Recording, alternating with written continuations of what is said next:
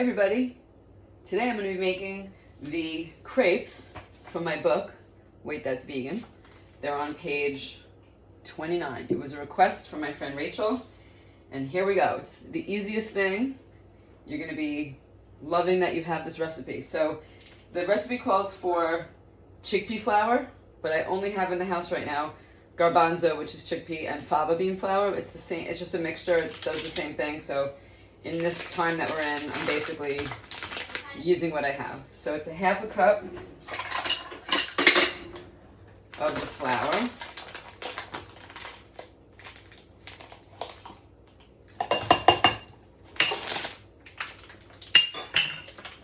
Also, I'm going to turn the flame on my pan, because it should be really nice and hot, because it cooks the crepes better. Okay, so then we have 2 tablespoons of arrowroot flour, which is a starchy flour that kind of gives the crepes body. 1, 2. Then it's 2 tablespoons of coconut sugar, and I like using coconut sugar because it's low glycemic, and it has kind of like a nutty-ish, kind of like brown sugar, molasses type of flavor. Okay, so then, whoops, I'm going to use a whisk to whisk all these dry ingredients together so that the arrowroot starch is distributed inside of the mixture so it doesn't clump up. Then it's a cup of unsweetened soy milk. Let's hope I have a cup in here.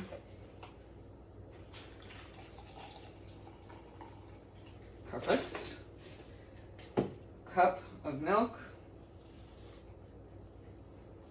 and a teaspoon of vanilla extract, because vanilla makes everything better.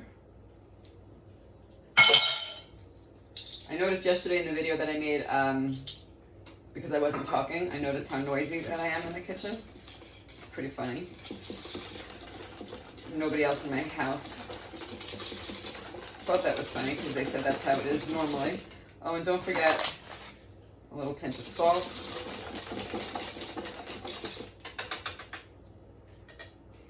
And that is the entire thing.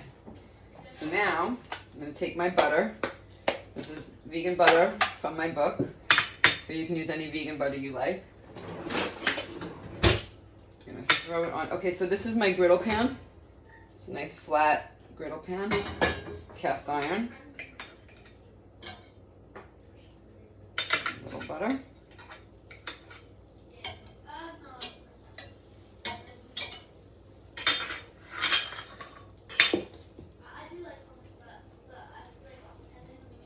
Gotta get the butter all around the pan. So you really want the pan to be kind of screaming hot. So you want your butter to be bubbly and spread out.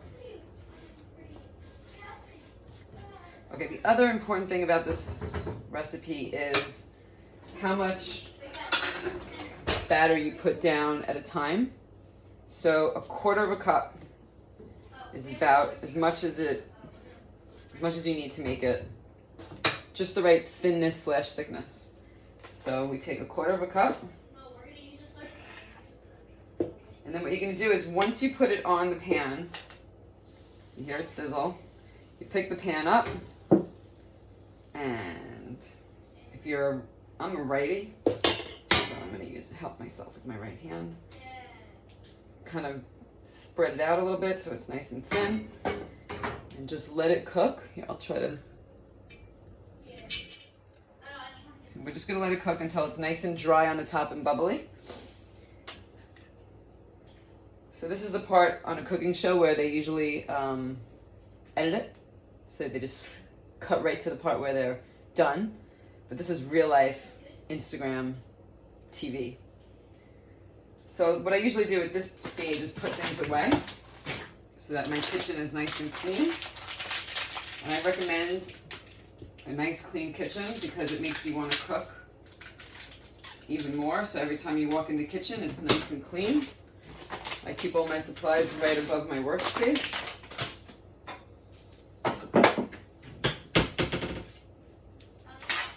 using this one. And then I'll get ready with my plate to serve it. Keep my batter here. I'm going to put some blueberries, some blackberries, and maybe a strawberry or two on the plate. I'm going to put some maple syrup on and some cinnamon. So what has it been, like 30 seconds maybe, a minute? I don't know. Let's see, it still looks a little wet. So we'll just wait a second.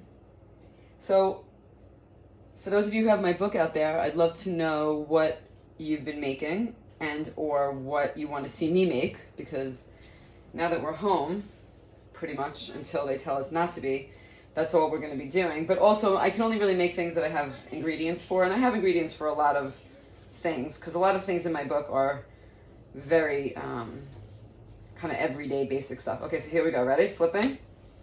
See it now? So it's nice and dry. Just going to let the other side go for another minute. And let's get, I usually like to serve 2 at a time.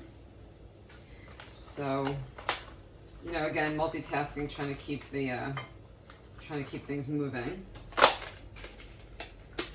It's always good to get your blueberries and blackberries in on your meal. Some strawberries too. That's a nice strawberry, guys.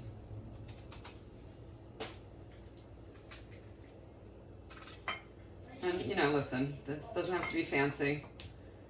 It has to be homey and delicious and appealing. So we'll keep that like that. I like to wash my knife, see how I'm cleaning up as I go. And then sometimes I do a little flip over just to see how the other side is. Give it another 10 seconds. And in less than 10 minutes, this is going to be eaten by my husband post his in-home yoga class. So I'm going to fold it in half like that. Can you see that? Then I'm going to flip it over like that so it's like a little triangle. I'm going to put a little more butter on my on my pan. Now usually the second one, it's just like pancakes. The second one cooks even faster, gets even darker, and on like that. So again, you get your pan covered in your butter. And you know, since that butter is homemade, I know exactly what's in it. Let's get hear it sizzling. Pick it up with your strong hand. Roll it around just to spread out the batter. Back down. All right, give that another minute. And then, so I first started making these crepes a long time ago, years ago. I was inspired by my friends at the Candle restaurants, Candle Cafe and Candle 79, Joy and Bart. They have a delicious crepe on their menu, and they inspired me to make it as well. They wrote the foreword to my book, and I'm forever grateful to them for inspiring me and teaching me and supporting me.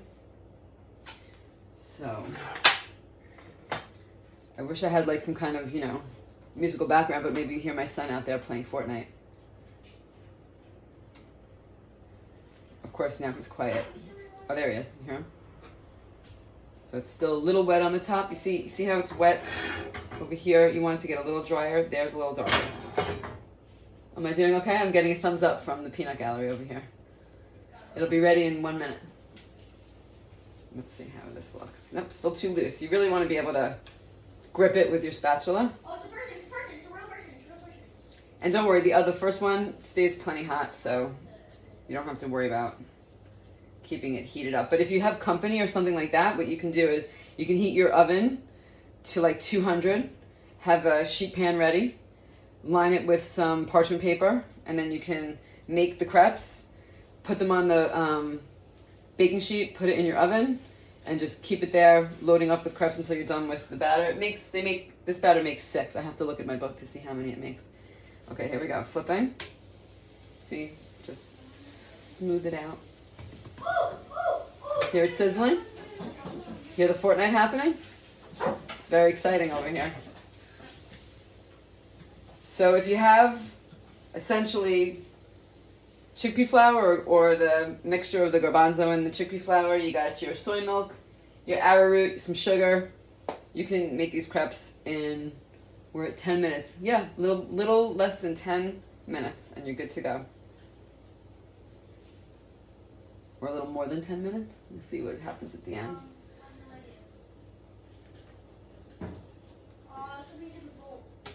Yeah, see how nice that looks? Give it another 10 seconds. So I have this is my oven, my stovetop here. This gas stovetop is super strong, so I keep my flame on about 4. But everybody's, stovetops, ovens are different, so you just got to get to know your equipment, and you'll be good to go. All right, here we go. We're going to fold it in half, fold it in our little triangle, put it on the plate with the other one, shut the flame off.